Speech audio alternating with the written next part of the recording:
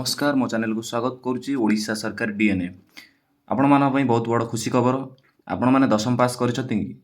जदि दशम पास करछंती तो आपण मान बहुत बड़ खुशी खबर दबा जाउची तो आसिला जो मैंने दशम पास करछंती से मानन पई गोटे रेलवे रे बड़ नियुक्ति आसीची तो आपण जदि दशम पास करछंती एही चाकरी आपण करि परिबे आसुन जानिबा ए विषय रे ए वीडियो माध्यम रे आसतु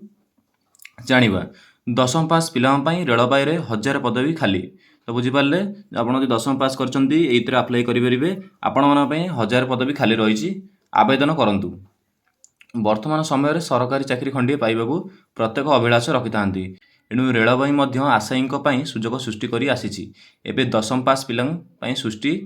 सुजोग होईची तो आपड़ जो दशम पास कर चाकरी आप्लाय करेंगे 1000 पदवी खाली अच्छी तो आसते वीडियो माध्यम जाना आपको कौन करने पड़ो और डॉक्यूमेंट यार कौन कौन दरकार एवं क्यों क्यों पदवी एते बाहरी तो आसतु जाना ये वीडियो माध्यम रेलबाई चाकरी करने को प्रत्येक आशायी एक स्वप्न रही है यह स्वप्न पूरण करने को आउ एक सुजोग देती रेलबाई विभाग प्राय 1000 पदवी पूरण पर विधिवत भाव विज्ञप्ति प्रकाश पाई तो उत्तर पूर्व रेलबाई पक्षर प्रकाश पाई विज्ञप्ति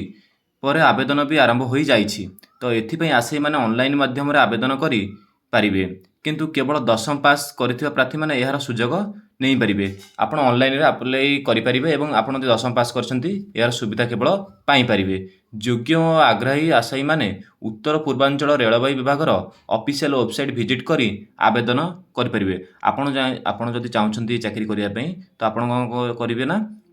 are official website Purvanchal railway विभागर ऑफिशियल वेबसाइट रे आपण विजिट करिवे एवं सिटी आवेदन करि परिबे तो आशायी माने NER Indian railways .gov.in visit करी ये साइट तार हूँ official website NER Indian railways .gov.in तो ये साइट रे आप विजिट करी यार नियुक्तिर ऑफिशियल नोटिफिकेशन देखिपारे सिटी एवं यही वेबसाइट विजिट करी north eastern railway requirement apply एवं 1104 पोस्ट नोटिफिकेशन उपर क्लिक करेंगे एवं तार विज्ञप्ति जो नोटिफिकेशन जारी होता देखिपारे तो बुझीपारे आर ऑफिशियल साइट नोटिफिकेशन मु डिस्क्रिप्शन में देदेवी तो आपड़ से विजिट करी अप्लाई करेंगे और तार ऑफिशियल वेबसाइट रे नोटिफिकेशन देखिपारे कौन कौन रिक्वायरमेंट अच्छी और क्यों क्यों पोस्ट पाई तो आसतु या विषय जाना आउ कि जून 12 तारिख आवेदन आरंभ हो जाइए तो आवेदन शेष तारीख जुलाई 11 तारिख बर्तमान आप्लाई ये चली शेष तारीख हूँ 11 तारिख जून 12 तारिख यार आवेदन हो सारी और बर्तमान कंटिन्यू चली बर्तमान 11 तारिख शेष जुलाई 11 तारिख शेष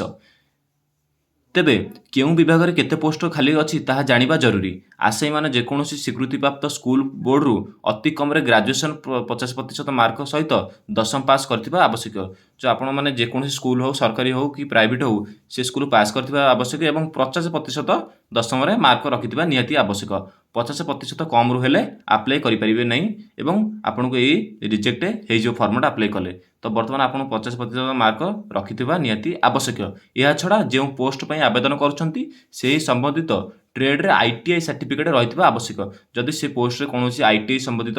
सर्टिफिकेट रहिथिबा आवश्यक जे कोनोसी पोस्ट जेतरे रेलवे ना तो सेतरे विभिन्न प्रकार इंजीनियर मेकानिक भाव में पोस्ट मध्ये आसीथाय तो सेतिरे आपन ITI सर्टिफिकेट निहाती रहिथिबा आवश्यक तो पोस्ट अनुଯାୟୀ ସେଠି ମାଗିପାରିବ ITI सर्टिफिकेट हो पारे भी न हो पारे से पोस्ट अनुଯାୟୀ मागिबो जो पोस्ट ITI सर्टिफिकेट ITI आपन दरकार हो जरूरी से आपन जदि ITI सर्टिफिकेट थिबो तो दे पारे आपन जाई थरे आर ऑफिशियल साइट रे जाई चेक कर दियंतु चेक कर देला पर आपन कोन अछि नोटिफिकेशन रे अछि क्यों क्यों पदवी आप बाहरी छी तो सेठी आपन से अनुसार आकलन लगै परिबे एवं कोन कोन दरकार सेठी देई परिबे एही चाकरी आवेदन करिवार सर्वनिम्न बयस हो 15 वर्ष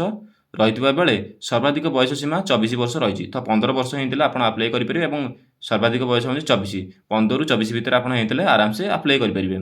SC ST एवं PWBD महिला एवं बा दिव्यांग को यही चाकरी कौन सी आवेदन शुल्क देवाक पड़ो नहीं आपड़ जब SC ST होते और PWBD होते और महिला एवं दिव्यांग को यही चाकरी कौन सी आवेदन शुल्क देवाक पड़ोनी तो आप जब SC ST होते PWD महिला होते और दिव्यांग होते तो आपने अप्लाई कला बेले आपको किसी फीस देवाक पड़ो ना तेबे अन्य मानक ये 100 टंका आवेदन करने को देवाक पड़ो तो आप होते OBC जनरल एवं एमानकु 100 टंका देवाक पड़ो बुझिपारे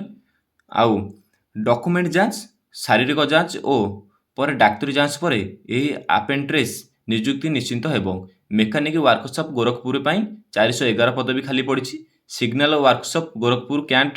ପାଇଁ 63 ପଦବୀ ରହିଛି। ବ୍ରିଜ୍ କ ୱାର୍କସପ୍ ଗୋରଖପୁର କ୍ୟାଣ୍ଟ 35 ପଦବୀ ଖାଲି ରହି ପଡ଼ିଛି। ମେକାନିକ୍ ୱାର୍କସପ୍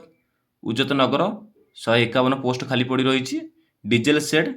ଇଜ୍ଜତନଗରରେ 60 ପୋଷ୍ଟ ଖାଲି ରହିଛି। କ୍ୟାରିଜ୍ ଆଣ୍ଡ ୱାଗନ୍ ଇଜ୍ଜତନଗରରେ 64 ପଦବୀ ଖାଲି ପଡ଼ିଛି।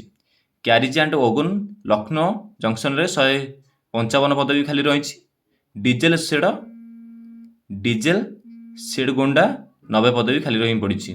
କ୍ୟାରିଜ୍ ଆଣ୍ଡ ୱାଗନ୍ ବାରାଣସୀରେ 75 ପଦବୀ ଖାଲି ରହିଛି। ମୋଟ ପଦବୀ 1104 ପଦବୀ ଖାଲି ପଡ଼ି ରହିଛି। ଆପଣ ବୁଝିପାରିଲେ କେଉଁ ଜାଗାରେ କେତେ ପଦବୀ ଖାଲି ରହିଛି ଏବଂ ଆପଣଙ୍କର ଡକୁମେଣ୍ଟ ଯାଞ୍ଚ ହେବ ଏବଂ ଶାରୀରିକ ଯାଞ୍ଚ ପରେ ଆପଣ ଡାକ୍ତରୀ ପରୀକ୍ଷା ପରେ ଆପଣଙ୍କୁ ନିଯୁକ୍ତି ଦିଆଯିବ। ତ ଏହି ଜାଗାରେ ପଦବୀ ଖାଲି ରହିଛି। ଆପଣ ସ୍କ୍ରିନ୍ ଏ ଭିଡ଼ିଓଟା ଦେଖେଇଦେବି, ଫଟୋଟା ଦେଖେଇଦେବି ଏବଂ ଆପଣ ସେଠି ଦେଖିପାରିବେ ଏବଂ ତାପରେ ଆପଣ କ'ଣ କରିବେ ନା ଅଫିସିଆଲ ସାଇଟ୍କି ଯାଇ ଭିଜିଟ୍ କରିବେ। ସେଠି ପ୍ରପର ଡକୁମେଣ୍ଟ ନୋଟିଫିକେସନର ଯାହା ଯାହା ଅଛି ସେଠି ଆପଣ ଦେଖିପାରିବେ।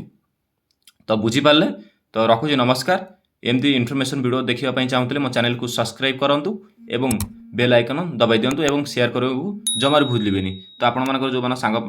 ପକାଇବା ପାଇଁ ଚାହୁଁଛନ୍ତି ରେଲୱେ ଭିଡ଼ିଓଟି ତାଙ୍କୁ ସେୟାର କରିଦେବେ। ଜୟ ଜଗନ୍ନାଥ।